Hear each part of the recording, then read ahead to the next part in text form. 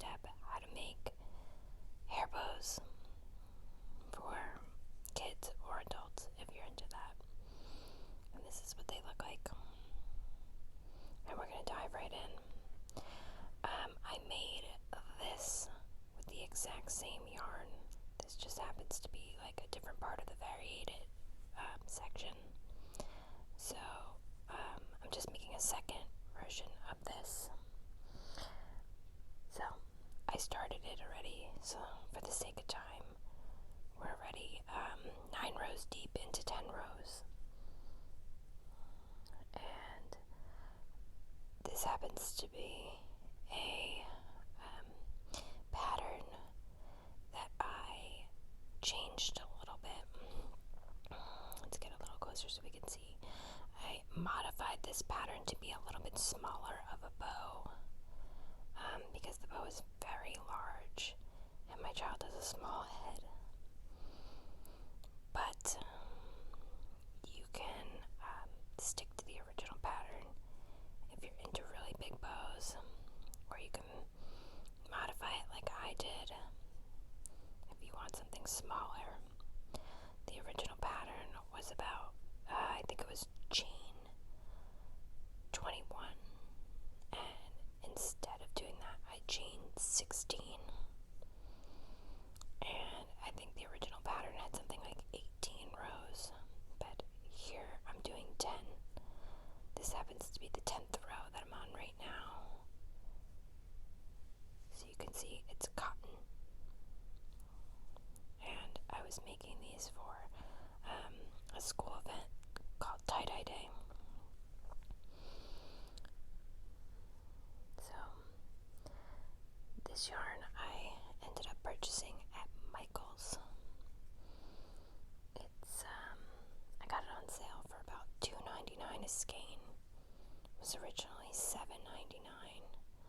which it's a pretty small skein, so that's pricey. But I got it for $2.99 last week on sale, and ended up buying 2 skeins. They look pretty similar in color-wise. Okay, so basically what I did here was I chained 16, and then this is just the tail that I weaved in so that when I go into my border, I can crochet over and into that. And I went 2 chains from my hook and started single crocheting until I got 10 rows. And now that I have 10 rows, I'm going to start the border, which, as you can see here, is kind of like a Lacey border. This pattern took me a couple tries because it kept saying to crochet at the base of the chain, and that means here in this stitch, because normally if you chain when you turn, you'll go in here and then chain will count as a stitch. Not in this pattern. This pattern goes right into the base, so for the border it happens to be 1, 2 single crochet, then 1, 2 chains, and then in the exact same stitch another 2, almost lost my project there, another 2 single crochets, 1, 2, and then see how you kind of get that laciness. You're going to skip 2 and single crochet into the third, so 1, 2, and you're going to do the exact same thing all the way around.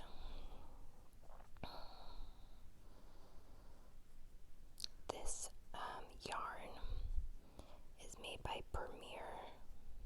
It's the first time I've ever used anything from that brand, but I like it. Okay, so now we're going to skip again. 1, 2, 3.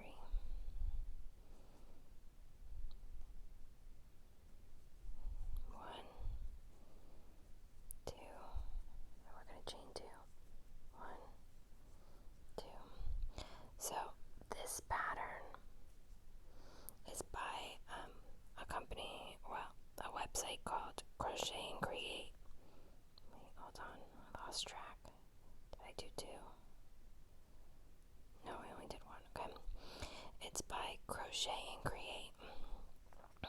in the description of this video.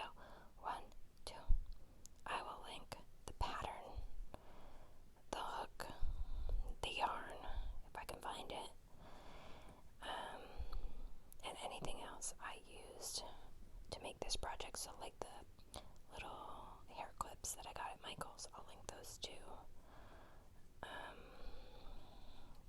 The pattern is called Big Bow, and like I said, if you go with the original pattern, it is a very big bow. 1, 2. We're coming up on the part that will be a little bit difficult, and the stitches, if you go with the original pattern, the placement of the border will be like a little bit different, because again, I modified their pattern. 1, 2. Okay, so it's 1, 2, and I'm gonna go into here. Okay, this part's gonna get a little tricky. 1, 2, 1, 2, and then 1, 2.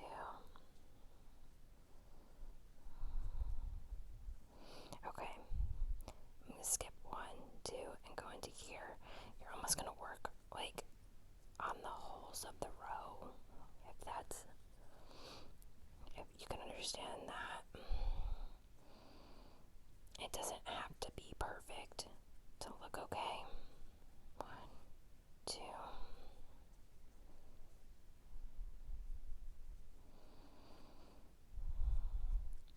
Last week's video was a little heavy since we talked about missing person, and so this week, 1, 2, I figured it'd be better to talk about like making fun things for your kid to wear to school. 1, 2. That's a lot more light. 1, 2. I'm thinking about next week possibly discussing or showing you guys how I make pom-poms for the tops of the hats that I made in the first episode. 1, 2, 3. I'm gonna practice a couple this week and get a good pattern down on how to do it, and then maybe next week we'll discuss it, because yesterday was the first day of fall, and by the time you're watching this it would have been 3 days ago, but yeah, so it's getting cold. We need hats.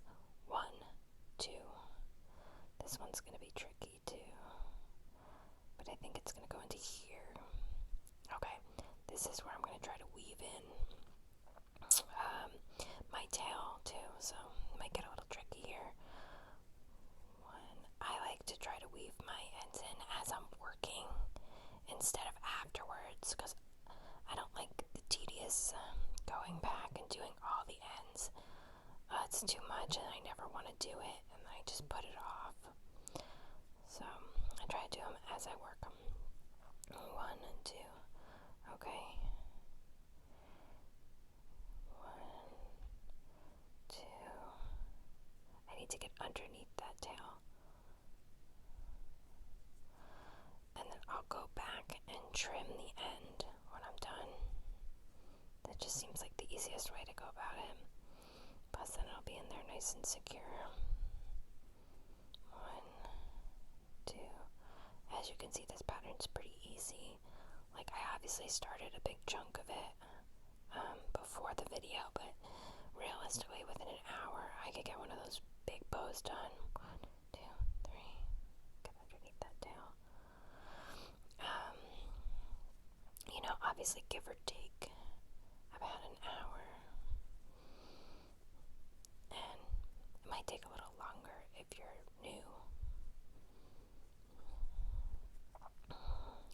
but so far I've made about 8 of these bows, so I'm speeding right through. 1, 2, 3. I got that tail weaved in real good now. And we're almost done with this border, and when we are, I will show you how to wrap it to the best of my ability. We'll see how it goes. Like I said, I've done about 8, something like that, so I'm starting to get pretty good at it. 1, 2, 3. There's kind of a little knot there from where I started the first chain, but it all just kind of gets weaved right in. 1, 2.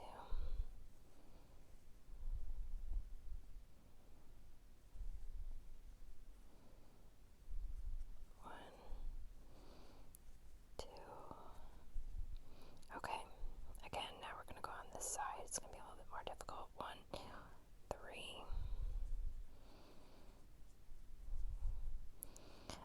Also, you don't have to use cotton to do this. I just chose cotton because I found it on sale and it matched what I needed. But I did a couple acrylic blend ones in school colors. If you go back and watch some of my shorts. 1, 2, 3. You'll see that I made some in school colors, and that was just like an acrylic blend, Michael's brand yarn. You could use a red heart if you wanted to. Really, any yarn would work. I would just say it might be a little bit difficult if you use like a chunky yarn or something that has like a lot of fuzz. So I'd stick to something that's like easy, like a level 3 or 4 size worsted yarn. 1, 2, 3. But you know, your preference. Obviously, cotton is, in my opinion, easiest. Cotton and acrylic for beginners because you can see everything really well.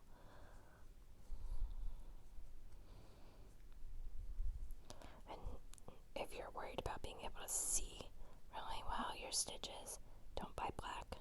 Black's so hard to see. Okay, you're going to want to slip stitch now to the beginning of this.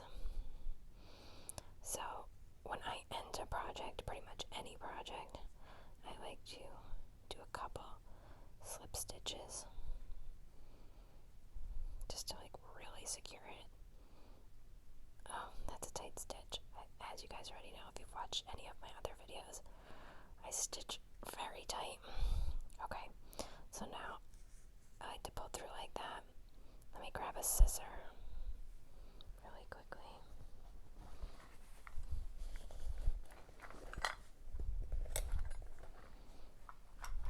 Got a lot of fuzz on me.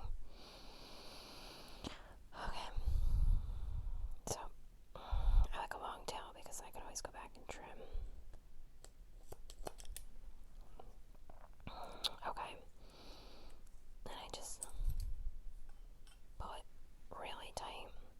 Now, what I've been doing with these is kind of looking and trying to pick a side that I like, and then weaving the tail as best I can to the center, and then kind of trimming it off, because I'm going to hot glue that clip on in the middle, and hopefully it'll get all like caught up in there just so it doesn't unravel.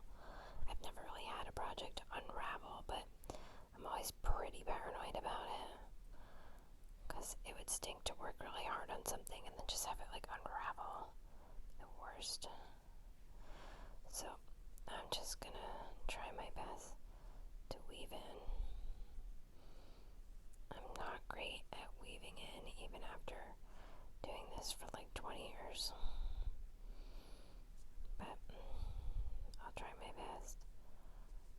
And other people might have a better way to do this. So if you've been crocheting for a while, or even if you are a beginner, if you have a better way to weave, please let me know, because I feel like I'm terrible at it. So we'll try to keep this as my back. Right, because you can't really see it on here. Oops, wrong direction. And I'm just trying my best to work into the center.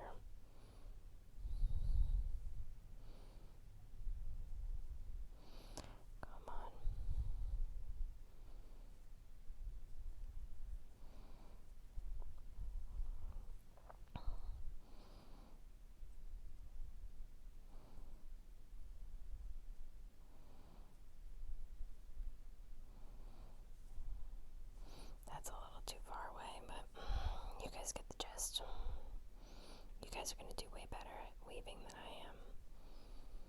Okay. Let's just call that good, okay? Even though I'm not happy with it. But I can always go back and fix it. Listen, my scissors need to be sharpened. But that seems like a job for my husband, right?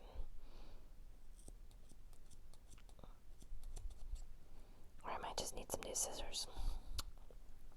But let's dive right into how I like to wrap. I got really lucky with this one. When I started wrapping, I just got like this great color variation. But this is how I've been doing it. So, okay. I've been kind of like accordion, folding it like this and holding it like that, and then wrapping it, starting out with like one side of the strand, and once I get it kind of secured, I hold it tight like that, and then I work on the other side with this longer, hold on, let's get you focused, this longer tail that I left, until I kind of get it even, and then I hold this little tail like that. Make sure that I like the placement. Might want to mess with it a little bit, and then I just keep wrapping until I get like a really good center going.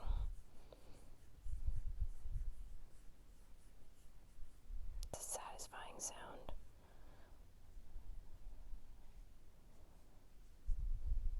Let's make sure I have the right. Okay. And I'm just gonna keep wrapping again until I get like exactly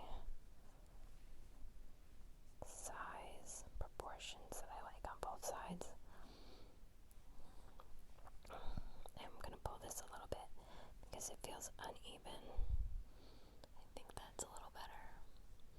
I think we need to wrap a little bit more on this side.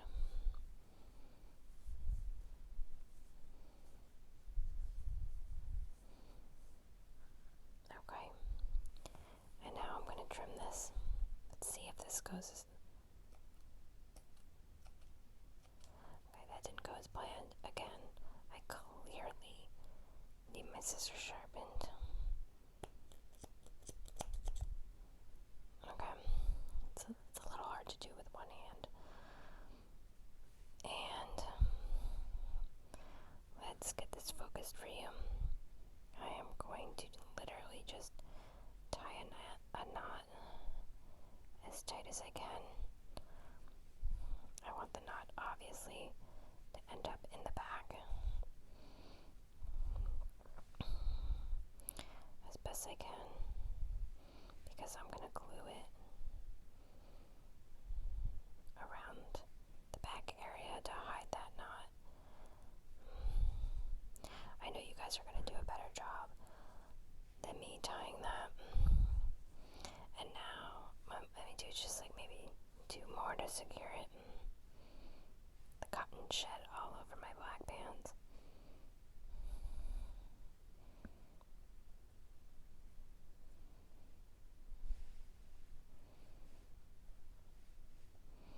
And then we're going to go in and trim this.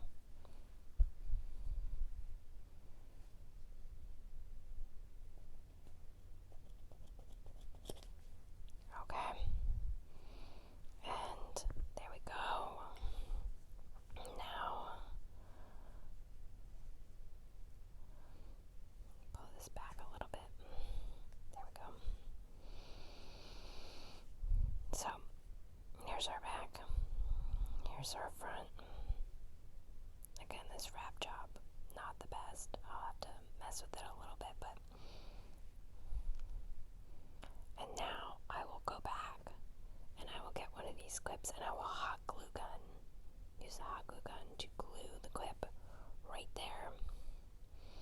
So I'll get you a little closer so you can see. This is just hot glue. It's a much better wrap job on this one.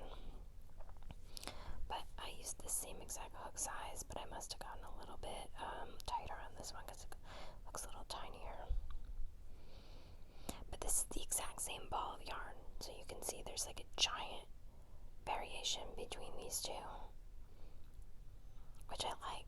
It's nice that I can buy one ball of yarn and get so many different colors, make so many different color bows. So that's my tutorial for today.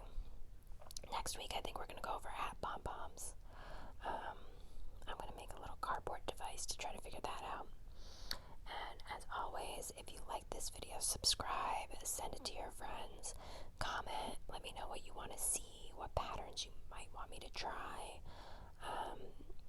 just about anything. And we'll see you next Friday for another new video.